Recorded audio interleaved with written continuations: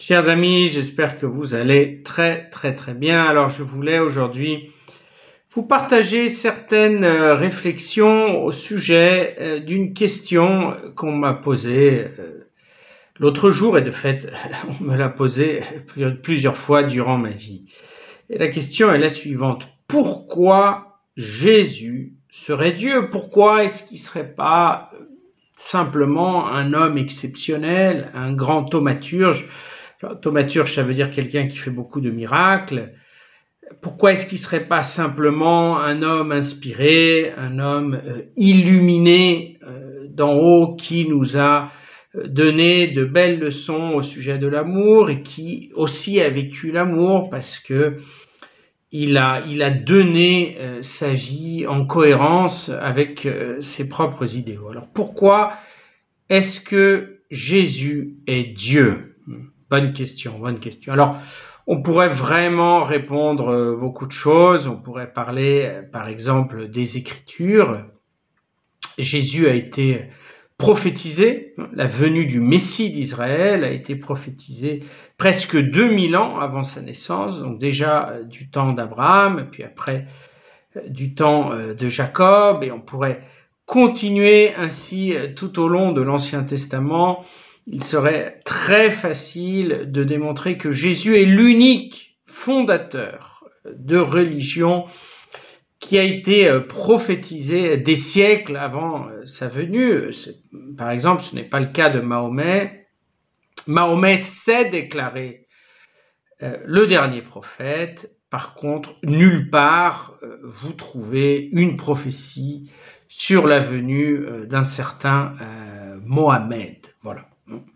Et on pourrait dire la même chose des différents fondateurs de religion. Donc ça, ce serait effectivement un argument très important pour parler de la légitimité de Jésus et de sa divinité, puisque lui, étant le Messie qui a été prophétisé, lui-même, il s'est déclaré très clairement Dieu dans l'Évangile. Et puis on pourrait dire aussi que ses œuvres sont tellement surhumaines, sont tellement au-delà de ce que la perfection humaine, avec toutes ses faiblesses, peut accomplir, que la vie de Jésus ne se comprend, n'a de sens, que si vraiment il dit qui il est et qu'il dit, c'est-à-dire seulement si il est Dieu.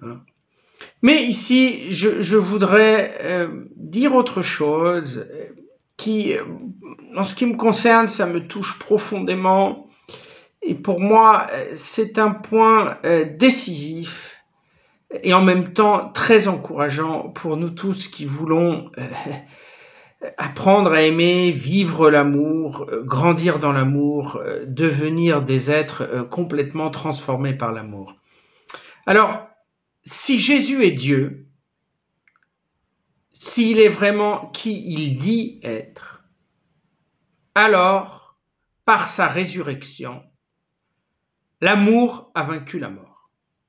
C'est-à-dire, l'amour est tout simplement victorieux parce qu'en vainquant la mort, l'amour a vaincu le mal. Et ça, c'est très important parce que chacun d'entre nous, si on va être honnête, on va reconnaître que le défi de l'amour, le défi d'apprendre à aimer, le défi de vivre l'amour tous les jours est une tâche gigantesque.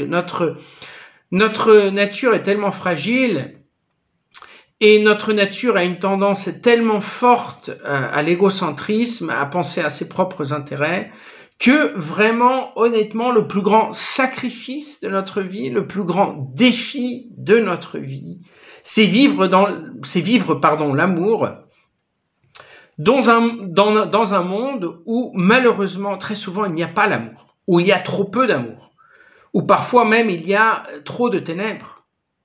Et alors, savoir que Jésus est Dieu et qu'en ressuscitant, son amour, c'est-à-dire l'amour tout court, a vaincu la mort et a vaincu. Ah là là, quel courage ça te donne. Tu comprends que tous tes efforts, et des fois c'est des efforts gigantesques, titanesques, tu comprends que tous tes efforts ont un sens et que tes efforts valent la peine. Et après, il y a autre chose. Apprendre à aimer, on le sait très bien, c'est pas juste apprendre quelques règles de politesse. Apprendre à aimer, c'est une complète refonte de ton être. C'est une complète transformation intérieure de ce qu'il y a de plus intérieur en toi.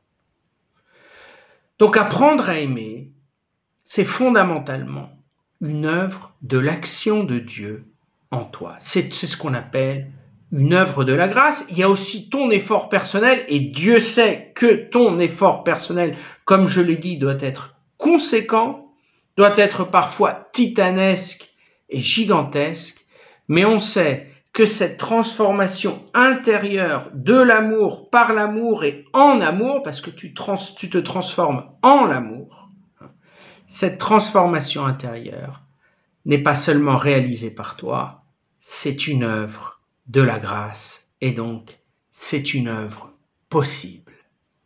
C'est une œuvre parfaitement réalisable. Et pensez à ça, hein.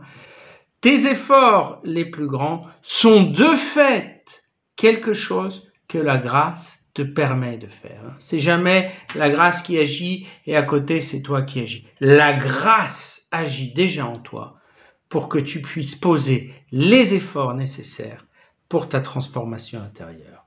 Voilà pourquoi moi je crois que Jésus est Dieu. Parce que je veux croire en l'amour. Je veux croire que vivre l'amour dans ma vie est possible. Je veux croire que cette transformation intérieure en quelqu'un rempli d'amour est absolument possible. Amen. Dites-moi ce que vous pensez dans les commentaires à cette vidéo. Soyez abondamment bénis.